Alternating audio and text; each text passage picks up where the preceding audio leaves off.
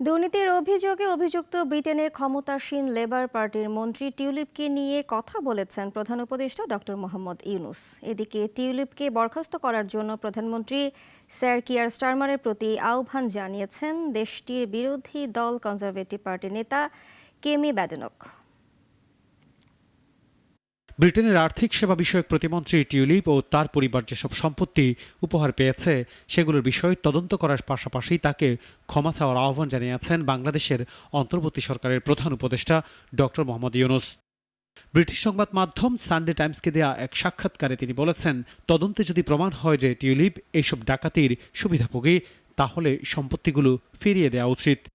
ইউনূসের এমন মন্তব্যের পর যুক্তরাজ্যের প্রধান বিরোধী দল কনজারভেটিভ পার্টির প্রধান কেমি বার্ডেনকো প্রতিমন্ত্রীর দায়িত্ব থেকে টিউলিপকে বরখাস্ত করতে প্রধানমন্ত্রী কিয়ার স্টারমারের প্রতি আহ্বান জানিয়েছেন। এক এক্স পোস্টে তিনি লিখেছেন, বিষয়টি নিয়ে কূটনৈতিক সংকট তৈরি হতে পারে, তবে এমন সম্ভাবনা নেই বলে মনে করেন আন্তর্জাতিক সম্পর্ক বিশেষজ্ঞরা।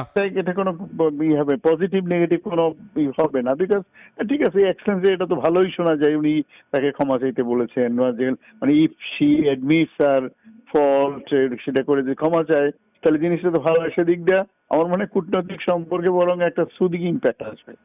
বাংলাদেশে অবকাঠামো নির্মাণ প্রকল্প থেকে যুক্তরাজ্যের প্রতিমন্ত্রী টিউলিপ সিদ্দিক ও তার পরিবার ৩.৯ বিলিয়ন পাউন্ড পর্যন্ত অর্থ আত্মসাৎ করেছে বলে অভিযোগ উঠেছে। সে সংক্রান্ত তদন্তে তার নামও এসেছে। ডেস্ক রিপোর্ট, নাগরিক। ২৫০টিরও বেশি ডিজাইন অপশন নিয়ে ওয়ালটন স্মার্ট ফ্রিজ, বোঝে আপনার প্রয়োজন।